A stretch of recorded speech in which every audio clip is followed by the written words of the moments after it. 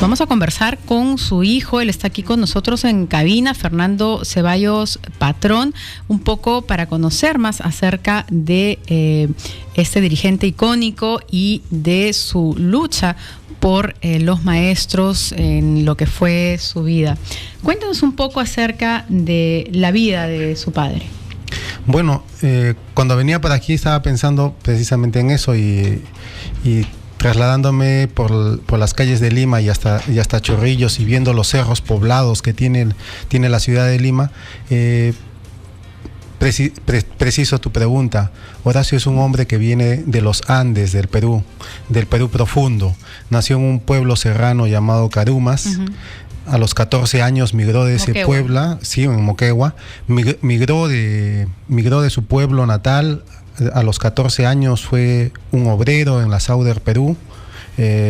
Mintió en su hoja de vida para poder trabajar. Uh-huh. A los 14 años, a los 20 ya estuvo estudiando en la escuela normal, donde se hizo profesor, maestro, y más o menos a los 30 años de edad, él ya se hace como el primer secretario general del SUTE, un sindicato que ha tenido un importante capítulo en la historia de la República del Perú, principalmente en el siglo pasado. Uh-huh. Claro, su lucha sindical, sobre todo en la época del gobierno de Velasco, donde además, o sea, producto de ello luego fue incluso encarcelado, ¿no? Cuéntanos esos momentos críticos previos y posteriores. Bueno, en primer lugar, creo que lo que hay que destacar de Horacio Ceballos es que es un hombre con un absoluto desprendimiento de su vida personal, familiar, entregado a los ideales políticos, a sus ideales sindicales que él tuvo y desarrolló en su vida. Mira, Horacio cuando ascendió, cuando fundaron el SUTE en 1972 y se hizo el primer secretario general del SUTE, no tuvo el mayor reparo que volver a mi casa, donde ya éramos 3 niños, madre y 3 niños, y decirle a mi madre, me eligieron el secretario general del SUTE y tengo que cumplir mi deber. Abandonó la casa, no la abandonó como muchos padres desnaturalizados que se desentienden uh-huh. de su familia, sino que dejó sus labores de padre para hacer sus labores de sindicalista. Uh-huh. Y desde entonces se entregó a una labor sindical y política permanente. ¿Qué le significó tener que vivir en clandestinidad durante la época de la dictadura militar? Uh-huh. Vivir escondido, no porque sea un prontuariado criminal, sino porque era un peligroso hombre para el régimen de la dictadura militar, por la organización que había llegado a tener el sindicato de maestros. Eso le significó, desde luego, la represión política del gobierno militar, que fue encarcelado junto a otros maestros en una colonia penal que era Cepa, ¿no? el penal del Cepa, que está hecho por 2 vertientes de 2 ríos que forman un triángulo, y la otra vértice del triángulo es la selva espesa, la selva virgen, donde salir es muy difícil. Allí fue confinado con otros maestros como un castigo, simplemente a reclamar sus mejoras salariales, a reclamar una mejor calidad de la educación para los niños y nuestra ciudadanía, para reclamar por una mejor inclusión social hoy puesta en el tintero y muy abandonada, ¿no? Ahora, el hecho que antecedió a que fuera recluido en el CEPA fue este gran paro nacional, ¿no es cierto?, en el que convocó a muchísimos maestros y que precisamente, como usted menciona, hizo que muchos de ellos fueran detenidos y encarcelados, en lo que ya pues para la dictadura se sentía como una amenaza, ¿no? O sea, un líder que pudiera tener tal poder de convocatoria. Es curioso porque precisamente la primera gran prisión que es confinado Horacio durante la dictadura militar es por la convocatoria a un paro, ¿no? Lo que es 24 horas o 48 horas, no la convocatoria a una huelga, que sería el equivalente al programa máximo que tienen las contradicciones de un sindicato con la administración o con la uh-huh. patronal. Pero eso demuestra de que la dictadura militar, el gobierno de turno, entendió de que ese era un movimiento muy peligroso y había que apagarlo desde raíz.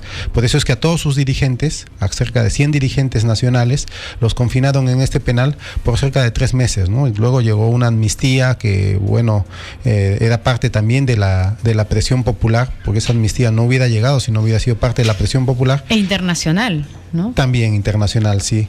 Y que eso logró la libertad de Horacio, pero no logró callarlo, porque más adelante este sindicato siguió propugnando por los derechos de los maestros, por los derechos de nuestros niños, por los derechos a una educación pública, y eso le significó a Horacio nuevas penitenciarías, nuevas cárceles. Pero no es Horacio solo una vida de cárceles, claro, ¿no? Claro. Y de hecho también fue un prolífico poeta, ¿no? Entiendo que en una de esas reclusiones es que escribe uno de sus poemarios más famosos. Sí, Horacio es un ser humano de carne y hueso.